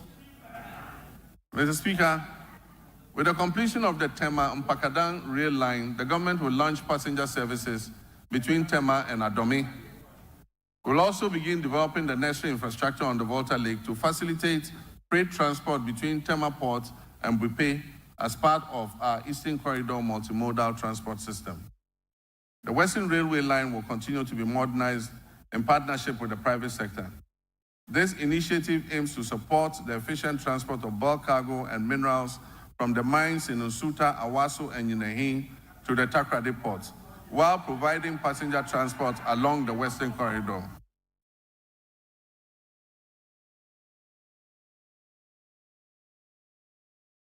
Mr. Speaker, with us to establish a national airline. We believe that an efficient national carrier can help reduce fares on routes where external carriers are currently enjoying a monopoly. Mr. Speaker, our communications and digital technology initiatives focus on expanding our national digital infrastructure to stimulate innovation and enhance public service delivery. We're also dedicated to improving access to information and communication technology, promoting the digital economy, ensuring inclusive and equitable growth across all sectors. Nevertheless, the sector faces several significant challenges that hinder our progress, and these include insufficient infrastructure for delivering weather and climate services across all time zones, fragmented and uncoordinated databases, outdated legislation and policies that do not keep pace with rapidly evolving sector, a lack of adequate technology to effectively detect, prevent, and respond to cybersecurity threats, and a daunting debt burden of almost 2 billion cedis. To revitalize this sector, government is committed to reviewing existing laws and policies to better align them with emerging technologies such as artificial intelligence, big data, Internet of Things, and machine learning. Additionally, we'll develop and expedite the enactment of the Kofi Annan Center of Excellence bill. This legislation will establish the necessary framework for the center to concentrate on research and development, consultancy services, and capacity building. Mr. Speaker, access to safe and reliable water and affordable housing significantly enhances the well-being and quality of life of our people. These elements are integral to our research agenda and fundamental to our vision to build the Ghana that we all want. However, the water sector in Ghana faces considerable challenges, including illegal mining activities that contaminate freshwater sources, rendering them unsafe for drinking and agriculture. This alarming situation highlights the critical need for a decisive and ongoing effort to combat illegal mining, to save our environment and our public health. Government will prioritize completing new and ongoing water projects to improve access to safe drinking water. This commitment should be good news for the people in the Keta, Adaklu, Wenchi, Sekendi Takrade, Asankragwa, Sehwiyoso, Dodoaso, Kweman, Damfa, Goso, Dwabeng, Aveime, and Edubamso, habitat loss and community displacement. Consequently, coastal protection has emerged as a critical national priority. And so for the communities that are threatened by flood currently, we're going to prioritize building sea defense to be able to protect you, resulting in tragic loss of life, livelihood, and property. This scenario underscores the urgent need for sustainable solutions to address these pressing challenges. Many of our drainage systems are inadequate. They are worsened by careless waterway construction and obstruction, and the relentless encroachment on wetlands and floodplains. To tackle these issues, we have to explore alternative sources of funding to support essential drainage works, desilting, flood control, and coastal protection. Mr. Speaker, the quality of life of any nation relies significantly on a well-regulated and efficient housing market that guarantees access to decent homes. Our housing deficit is estimated at over 1.2 million units, and this has been the situation for many decades. High costs associated with land acquisition, construction material, and access to financing have made home ownership unattainable for many, primarily affecting vulnerable populations and contributing to the rise of slums. This government is steadfast in its commitment to complete all ongoing housing initiatives, beginning with the Saglemi affordable own a house in cities and have the cost deducted monthly from their salaries until the house is fully paid up. Mr. Speaker,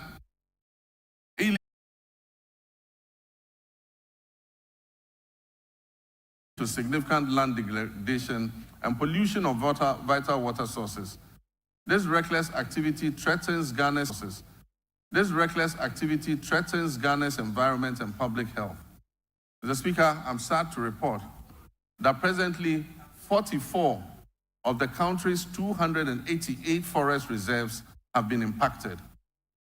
An area that is alarmingly equivalent to approximately 8,000 football fields has been completely destroyed. Mr. Speaker, the pollution levels in major rivers within the southwestern basin are critically high, with turbidity levels far includes robust and impartial law enforcement, meaningful stakeholder engagement, and the creation of alternative livelihoods for our citizens involved in Galamsey. We're expanding the Minerals Commission regional offices, alternative livelihoods for our citizens involved in Galamsey.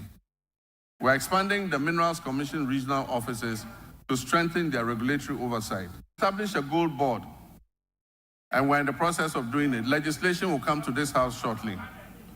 This gold board will ensure effective governance of the gold industry. At the same time, we wish to take advantage of Ghana's salt production capacity to place it as a central export commodity under the African Continental Free Trade Area. We'll also seize opportunities presented by the global shift towards net zero emissions to craft policies related to critical minerals such as lithium. The anticipated development of the integrated aluminium and iron industry will significantly increase the value of Ghana's natural resources.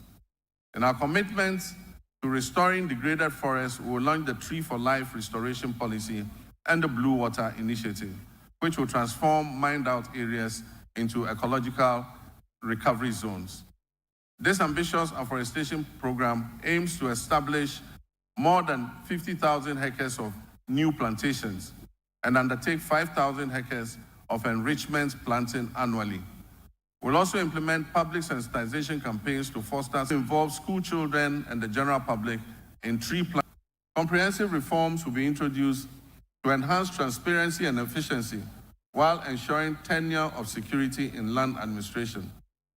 Climate change remains a pressing concern for Ghana and the global community. To meet our climate mitigation targets, Ghana has allocated 24 million metric tons of its carbon budget, totaling 64 million metric tons of carbon for authorization under Article 6 of the Paris Agreement. We've successfully authorized 3 projects which are poised to reduce 5.2 million tons of our carbon emissions. In line with our manifesto, we are committed to strengthening institutional and human capacity through necessary adaptation and mitigation measures to bolster resilience in critical sectors such as agriculture, forestry, energy, and water resources. We also pledge to align our national policies with international efforts to limit global warming to 1.5 degrees centigrade by 2050 and promote a fair and just transition to renewable energy sources. Mr. Speaker, we stand on the cusp of making history.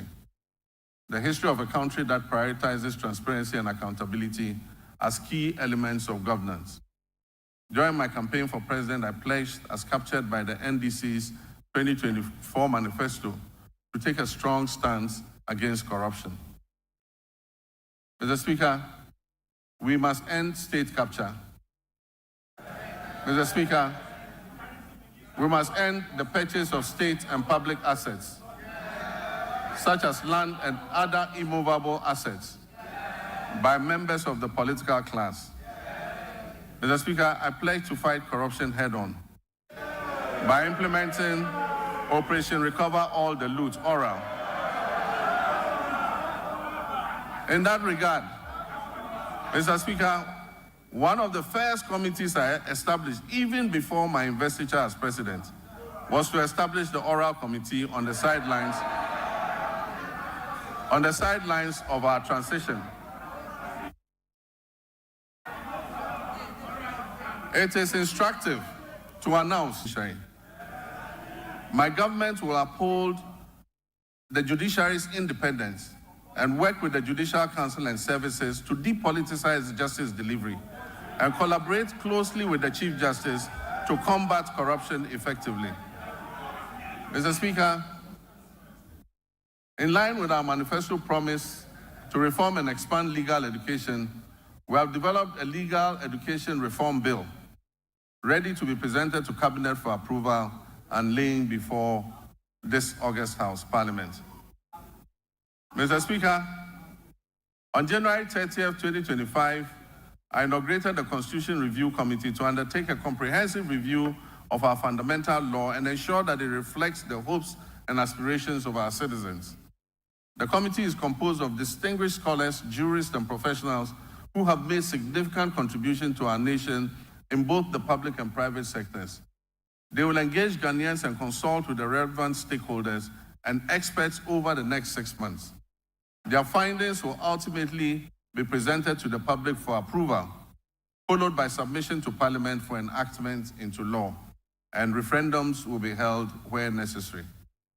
Mr. Speaker, I'm pleased to report that Ghana's internal security remains stable, despite developments primarily rooted in chieftaincy disputes.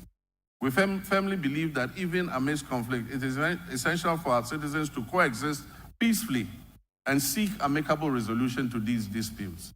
We'll initiate comprehensive reform across all security agencies to strengthen our national safety and security. One area that has garnered significant public scrutiny is the recruitment process within our security forces. Accusations of politicization, favoritism, protocol, and selectivity have been prevalent. Let me assure you that we're committed to changing that narrative and fostering a more transparent and equitable recruitment policy so that all our young people who wish to serve in these services have an opportunity to do so. We are dedicated to enhancing the capabilities of the Ghana Police Service, the Prison Service, the Ghana National Fire Service, the Immigration Service, and the Narcotics Control Commission, the Customs Division of the Ghana Revenue Authority, and all investigative bodies operating under the Ministry of Interior. By motivating and re-equipping these agencies, we aim to effectively maintain internal peace and security. Mr. Speaker, I want to reaffirm this government's unwavering commitment to prioritizing the welfare and well-being of our brave men and women in uniform who sacrifice daily to uphold law and order and secure our nation's peace. We will invest in adequate equipment and suitable accommodation for our security personnel. As Commander-in-Chief of the Armed Forces, I want to emphasize our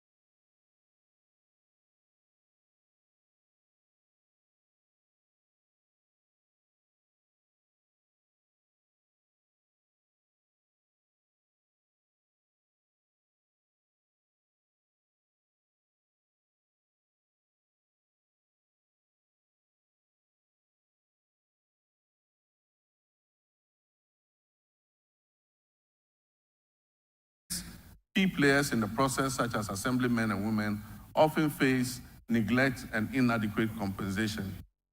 Mr. Speaker, I did promise to pay modest allowance to our assemblymen and women, and I'm committed to keeping this promise.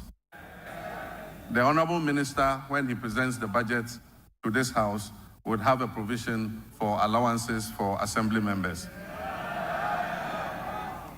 Mr. Speaker, I have just unveiled the state of the nation as I came to meet it. I've also disclosed several measures that I intend to take to address the challenges we have inherited. Nonetheless, no matter how well-intentioned our efforts to reset our economy are, they will not yield the desired outcome without the support of the people of Ghana. And so to my dear countrymen and women, you have clearly and unmistakably expressed your displeasure with the poor governance and corruption that has existed in the past. Mr. Speaker, some of our compatriots did so even at the peril of their lives, just as our 28 February Crossroads shooting national heroes did in the Gold Coast. May all such martyrs of democracy, those who have died in the process of elections and in the process of just exercising their civil rights, may they rest peacefully in the bosom of the Lord. Mr. Speaker, we will, as I promised, investigate these deaths and we will provide appropriate compensation to the families of those who have died during the elections. My brothers and sisters, you gave me a compelling mandate that leaves no one in doubt about your expectations of me and my government. You embraced the vision to generate new and well-paying jobs through the 24-hour economy initiative. The arrogance of power that you so much abhor will be a thing of the past. I will enforce and demand the highest standards of performance from those who have chosen to work with me to improve the circumstances of our country. I'll publish a code of conduct that they will be strictly made to abide by. Mr. Speaker, it would be remiss of me if I didn't admit that the entire economic value chain is currently in the internal ICU, As I recall mentioning a few intensive care units, as I recall mentioning a few years ago when we were still in opposition, the economy is even worse than we had envisaged. But this gives us ample opportunity to be innovative in our efforts to resuscitate it. And so what are the key takeaways from me for the people of Ghana? 1, that we shall fight corruption effectively. 2, that we shall run a lean government of no more than 60 ministers. 3, that we shall realign the ministries, agencies, and departments to eliminate duplication. 4, that will introduce austerity, reduce wasteful expenditure and spending, and improving tax collection. 5, that we shall widen Ghana's tax nets, reform tax waivers, especially on investments, and return to our homegrown solutions. 6, that we will grow what we eat and reduce imports of food and goods that can easily be produced here in Ghana. Your voice and contributions will prove invaluable on this journey of national reset, and I encourage you to make your voices heard. I commit to the judicious use of your resources, eschewing waste and ostentation. We will always endeavor to make the most of the little we have, so that together we can guarantee a brighter future for our children and our children's children. Though the state of our nation now may appear bleak and the task of addressing it may seem daunting, nothing should stop us from achieving our goals once we set our minds to it. In one collective push, we can resolve to make this great nation bequeathed to us by our forebears and see it come to fruition. Mr. Speaker, Ghana's economic challenges are not insurmountable. They present the government and everyone else the opportunity to innovate, to reflect, review, and reset, which is the theme for the commemoration of our scaled-down 68th independence anniversary. Mr. Speaker, it is said that there is strength in unity. Ghana's greatest strength lies in its people, its young and energetic youth. If we stand united, we can be more resilient and build together the power of collective action to overcome economic and social challenges. Every Ghanaian, regardless of political affiliation, background, or status, has a responsibility to play a key role in nation building and work towards a complete reset of our country. Mr. Speaker, let me assure you that we are leaving no one behind as we reset to rebuild the Ghana we want. We will rebuild a Ghana that works for all of us and not just a few. We shall live the dreams of our forebears in our lifetime. And so, my countrymen and women, where despair once existed, let hope radiate. And where the sun appeared to set on our bright prospects as a nation, let a new dawn of enthusiasm and renewal supplant it, so that when I come and stand here next year to present a message of the state of our nation, it will be one brimming with excitement and happiness. Mr. Speaker, I thank you very much for this opportunity.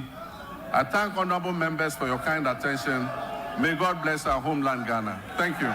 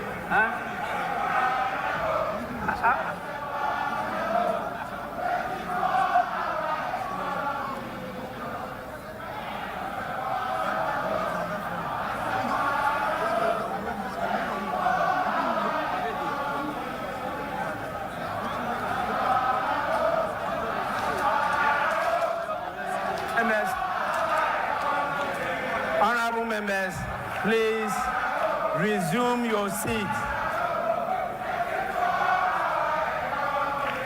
Honorable members,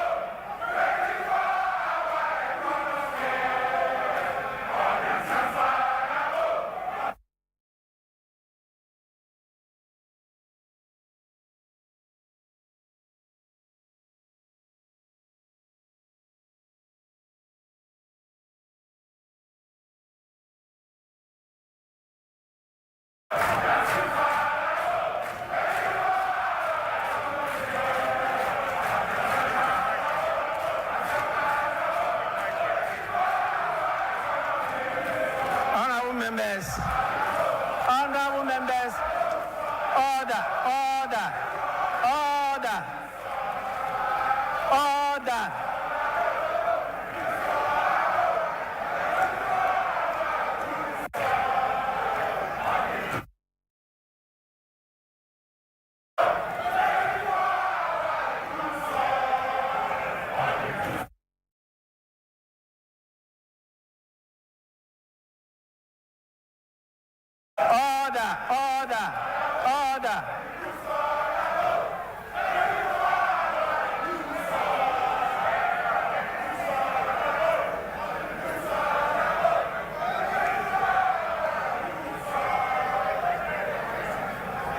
Honorable members,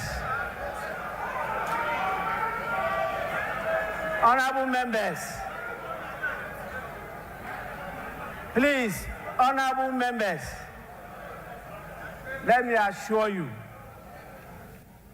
I have the full support of parents to discipline the students.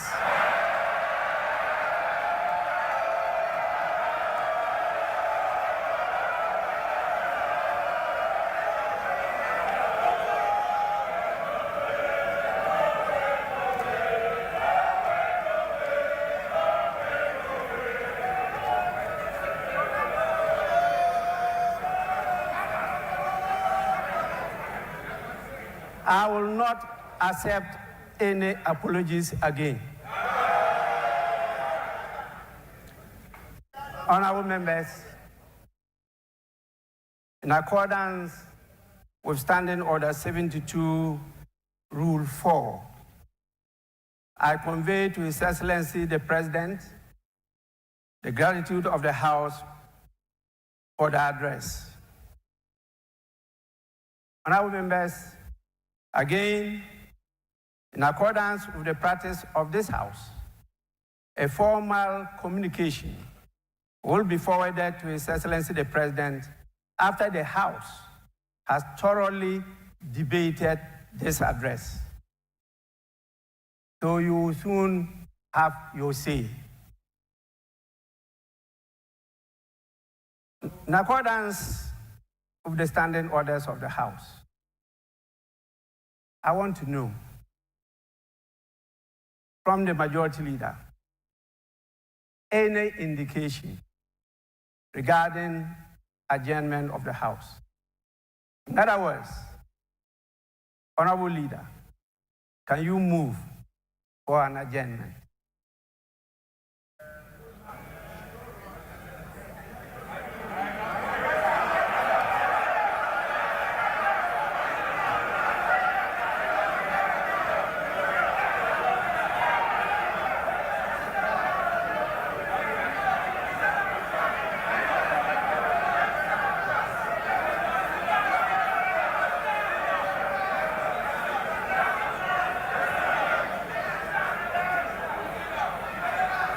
Honorable Majority Leader.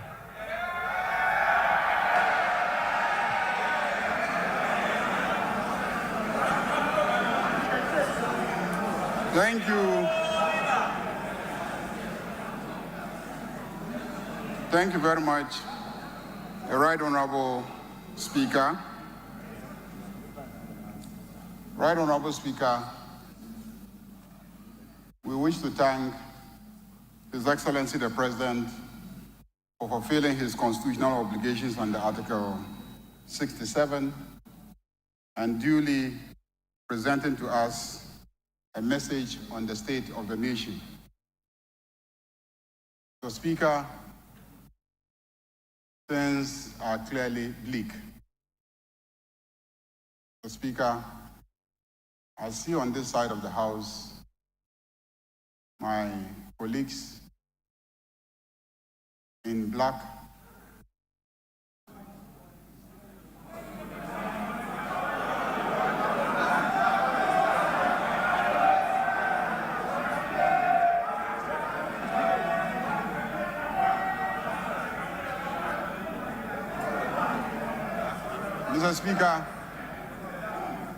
Mr. Speaker, it is obvious that they left this economy in a miserable state. And the attire that they adorn today says it all. But this side is in white because His Excellency the President, we knew very well, was bringing to us a message of hope. Mr. Speaker, our elders have cautioned that you don't leave your crown in the hands of a hyena as a caretaker when you are traveling. don't be surprised when you come back and the carcasses of all your livestock are gone. Mr. Speaker, what has happened to our economy and our country and the presentation that has been made says it all. It is sad, it is unfortunate. But His Excellency the President has brought us hope. Hope for the youth of this country. Hope for the women. Hope for the Okada drivers. Hope for the private sector. Hope for students. And hope for ordinary Ghanaians who did everything to bring him to office with such an overwhelming number. Mr. Speaker, we have no doubt that everything outlined here gives hope. And this House will support His Excellency to deliver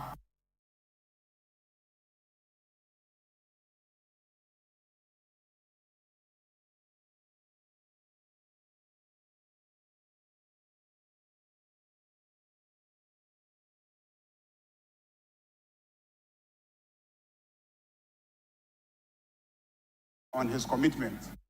But more importantly, this House will support His Excellency to deliver on the promise of accountability. Those who so damage our economy must be held accountable. Mr. Speaker, on that note, I move that this House be adjourned tomorrow 10 o'clock in the forenoon. Thank you very much, Mr. Speaker. Minority Leader.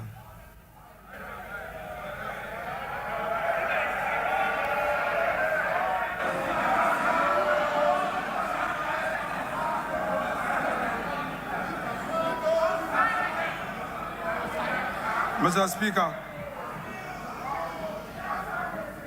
let me, on behalf of the Minority Caucus, congratulate His Excellency, the President, first on his election. This is the first time after the election that he's been to this chamber and to deliver a message on the state of the nation. Our side, take this opportunity to congratulate you and wish you well. Second, Mr. President, on the 21st of February 2013, you notably said, quote, Mr. Speaker, the meat is now down to the bone. This was on the occasion of your address to Parliament.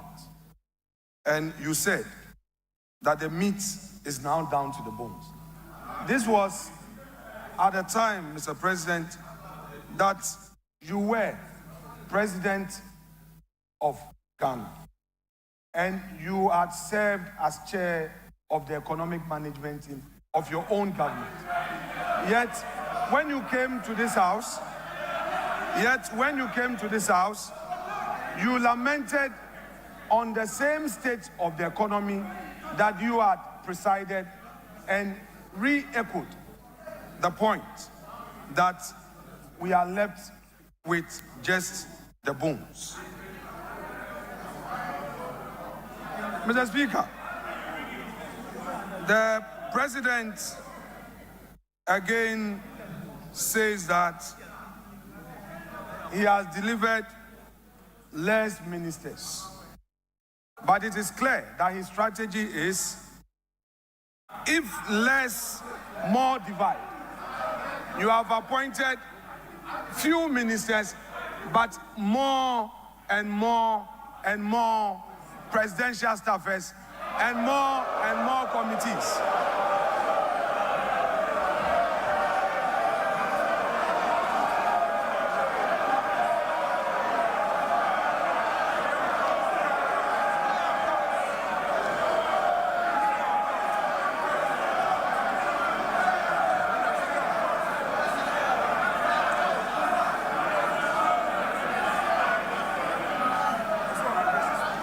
Mr. Speaker. Mr. Speaker. The President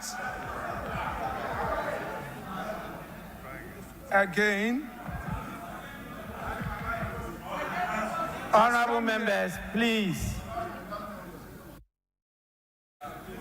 The President again came to this House with a familiar story, the usual lamentations. He packaged it in a language as though we have a new beginning. Mr. Speaker, if the President has any concern, his duty is to fix it.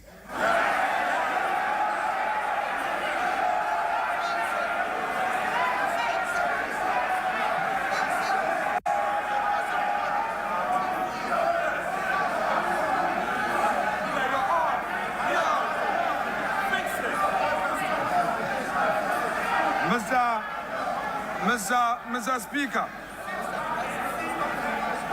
Mr. Speaker, His Excellency, the President,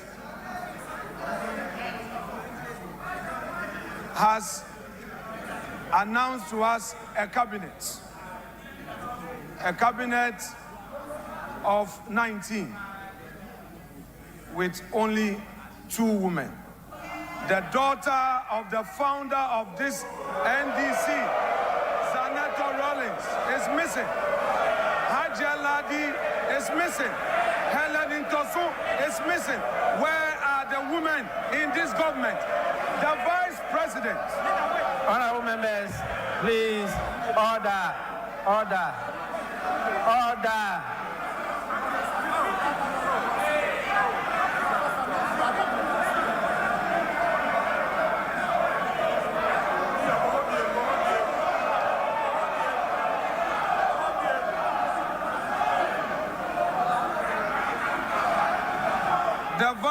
The Vice President is part of the government, and we are seeing only 2 women in cabinet, and the Vice President is sitting there.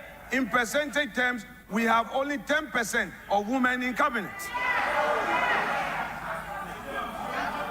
Mr. Speaker, the President again, as part of his lamentations, is telling the nation that through some arrangements, they have been able to do 2 things. Pay domestic bonds that matured, and then also they have successfully done some financial engineering to pay some energy sector debts to keep our lights on. My question is, Mr. Speaker, has the President any budget? This is the budget he inherited, the revenues he inherited that he has used for this purpose. The same government is condemning. Mr. Speaker, he has today told us that we have 2.2 million Ghanaians unemployed. But what he has forgotten, that in his administration, in less than 100 days, all we know is sack them, sack them, sack them, dismiss her, dismiss her, dismiss her. Mr. Speaker,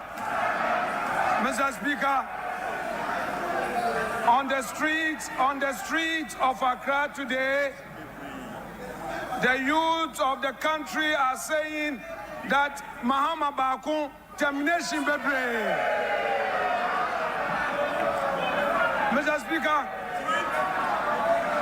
we are happy to hear from the President that he is going to launch the Kencity.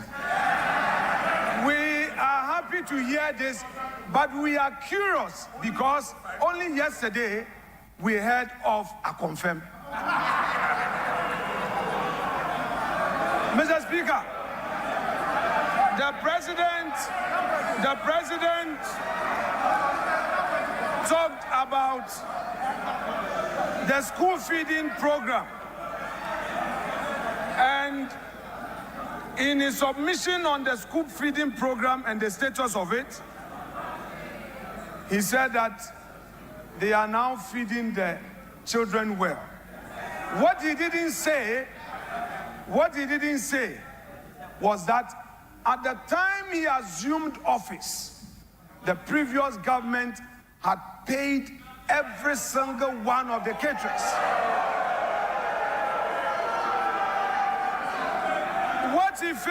What he failed to tell Ghanaians was that President John Agyapong, who is seated in this chamber, was the one who initiated the school feeding program.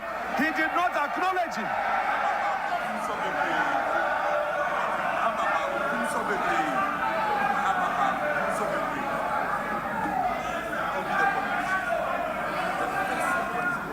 Mr. Speaker, what are we seeing in this government? The same old stock. The same old stock. There's nothing new. There is nothing like transformation. Only yesterday, Mr. Speaker, the youth of the NDC besieged the headquarters of the NDC demanding for jobs. Where are the jobs? Mr. Speaker,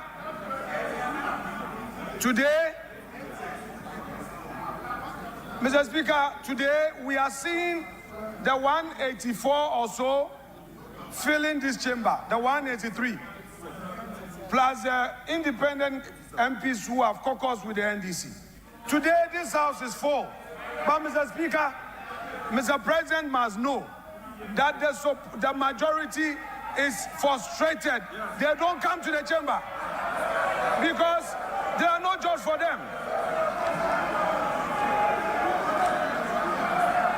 Mr. Speaker,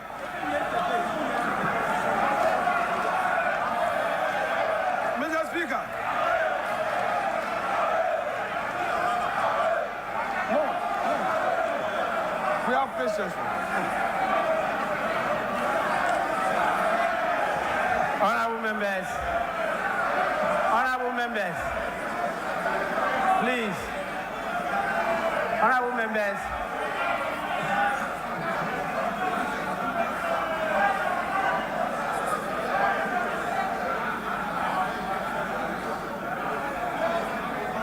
Honorable Minority Leader, you have 1 more minute.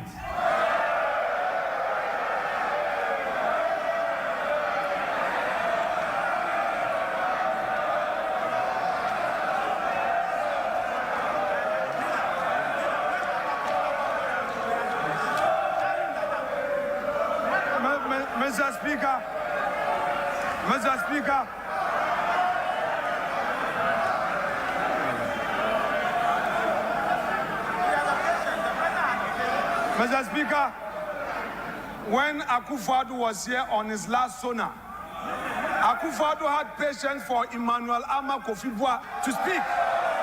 Mr. Speaker, there must be patience for the minority side.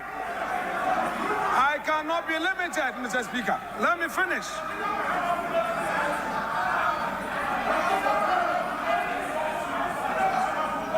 Mr. Speaker,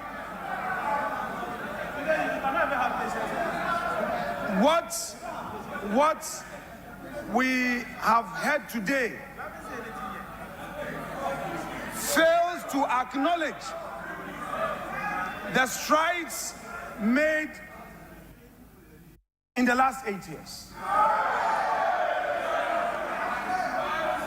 Mr. Speaker, the president failed to acknowledge that he came to meet a peaceful and a stable country. 2,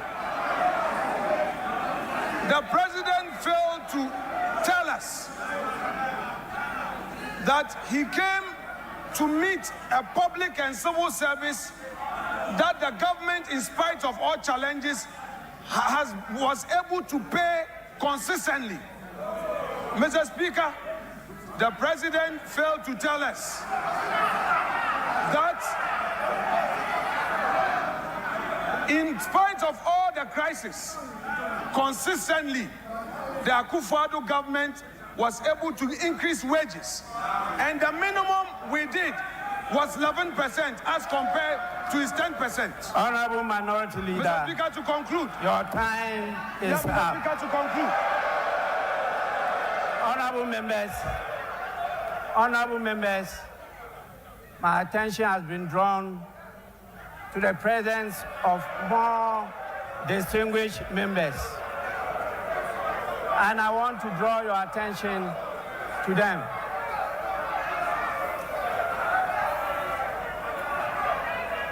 Honorable members, we have with us in the chamber Honorable Bernard Mona, the PNC presidential candidate for 2024.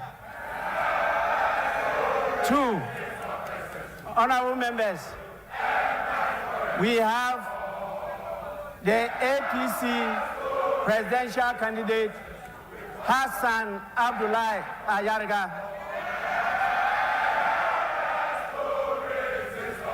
Honorable members, we also have the national chairman of the PNC, Mr. Asaki Samson Awingobit. And we have the PNC vice presidential candidate in the person of Joycelyn Akufo-Addo.